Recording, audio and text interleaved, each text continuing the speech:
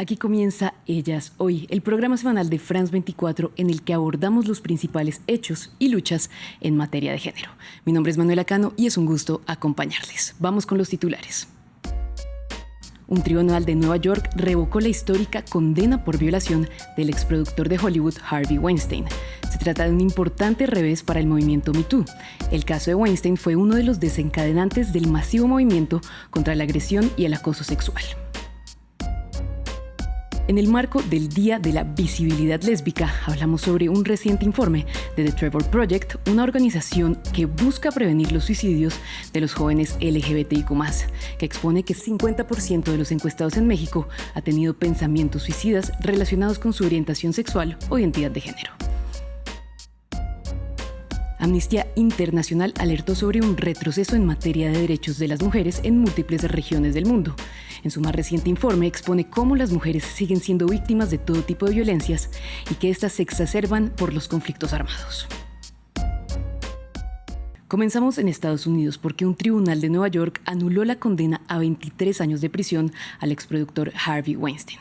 Sin embargo, permanecerá en prisión porque fue condenado en Los Ángeles por otra violación. Hacemos un repaso de cómo este caso fue uno de los desencadenantes del Me Too, uno de los movimientos más masivos por los derechos de las mujeres. La condena de Harvey Weinstein, uno de los hombres más poderosos de Hollywood, fue una de las grandes victorias del movimiento Me Too. Todo comenzó cuando el New York Times publicó una historia en la que revelaba múltiples acusaciones de acoso sexual contra Weinstein. Unas revelaciones que llevaron a que muchas más actrices y mujeres pertenecientes a la industria cinematográfica revelaran sus propios testimonios contra el productor.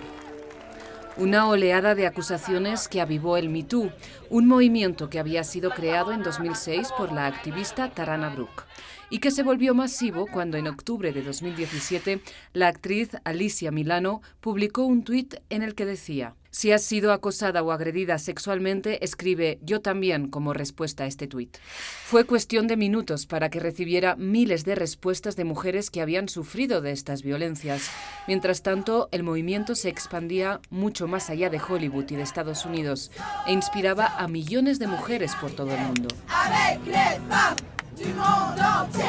En 2018 el productor fue arrestado y el comienzo de su juicio fue visto como una esperanza para las mujeres que lo habían denunciado.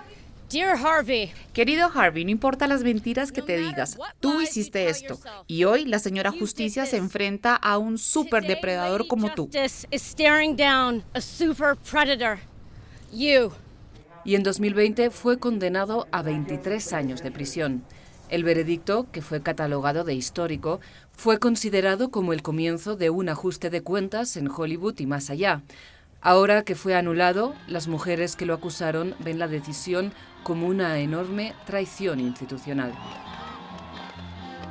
La decisión del tribunal ha sido fuertemente criticada por actrices, mujeres pertenecientes a la industria cinematográfica y activistas de diferentes partes del mundo.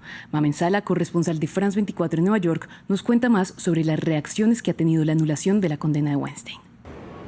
Sí, se trata de un fallo que reabre uno de los capítulos más dolorosos en cuanto a agresiones sexuales aquí en Estados Unidos, porque este caso fue un gran triunfo para el movimiento Me Too, no solamente aquí, sino en todo el mundo, ¿no?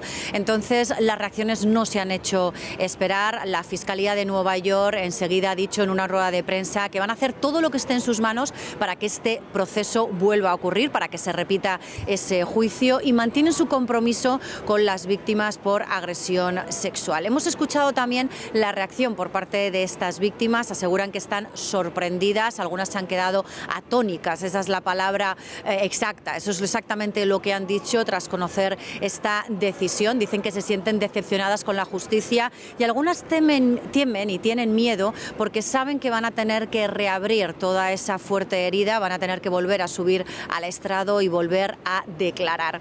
Recordemos que el Tribunal Supremo de aquí de Nueva York echa para atrás esta esta condena de 23 años a Harvey Weinstein, porque asegura que durante el juicio la Fiscalía llamó a declarar a mujeres contra el ex magnate de Hollywood que no formaban parte del proceso. Pues bien, esto también ha dividido a la comunidad judicial. Hay jueces que defienden que estos testimonios eran necesarios para que se entendiera que se estaba repitiendo un patrón, una conducta mala, inadecuada, ¿no?, de agresión sexual, pero también hay jueces, hay magistrados que opinan lo contrario, que la Fiscalía llegó demasiado lejos y que era cuestión de tiempo que esto ocurriera. Por su parte, los abogados de Harvey Weinstein han dicho que su cliente va a ser trasladado a una corte más cerca de la ciudad de Nueva York para empezar a preparar desde cero otra vez este caso cuando sea juzgado de nuevo. Cambiamos de tema. En el marco del Día de la Visibilidad Lésbica, hablamos sobre salud mental en los jóvenes LGBTIQ+, y la importancia de tener referentes positivos en la cultura y en la sociedad. Por eso conectamos con Gloria Ruiz, directora de Comunicaciones y Relaciones Públicas de The Trevor Project, una organización que previene el suicidio de los jóvenes LGBTIQ+. Gloria, quería comenzar preguntándole sobre la encuesta que realizó la organización, que muestra que más del 50% de los jóvenes encuestados en México han tenido pensamientos suicidas. ¿Cuáles son los factores que explican estas cifras? Claro, el problema principal creemos que es la falta de información y también la falta de colocar sobre la agenda pública el tema de la salud mental y específicamente el tema de la salud mental de la diversidad sexogenérica, ¿no? Porque realmente las respuestas que vemos dentro de la encuesta, sabemos que el 77% de las juventudes hablan de sus intentos de suicidio, de su ideación suicida, debido a situaciones con su familia. Entonces, desde ese núcleo familiar estamos empezando a ver temas de salud mental y la siguiente esfera de influencia es la escuela, ¿no? Donde el 60% marcan una motivación de una ideación suicida por tema de la escuela, tema del bullying, del acoso escolar y de la no aceptación. Yo quería preguntarle, Gloria, ¿cuál es la importancia de que estas personas tengan ejemplos positivos tanto en la sociedad como en la cultura y qué es tan importante esto para la salud mental de los jóvenes? Tener referentes y sobre todo que sean representativos de todas las identidades es clave para mejorar la salud mental de las juventudes LGBTQI+.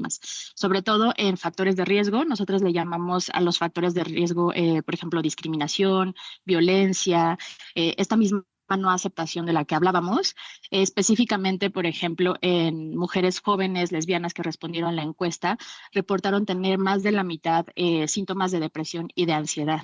¿Esto a qué nos lleva? A que esta depresión y esta ansiedad puede ser causada por no sentirse aceptadas, pero tampoco por ver estos referentes en espacios como la televisión, las redes sociales, o por ver que estos referentes son discriminados también.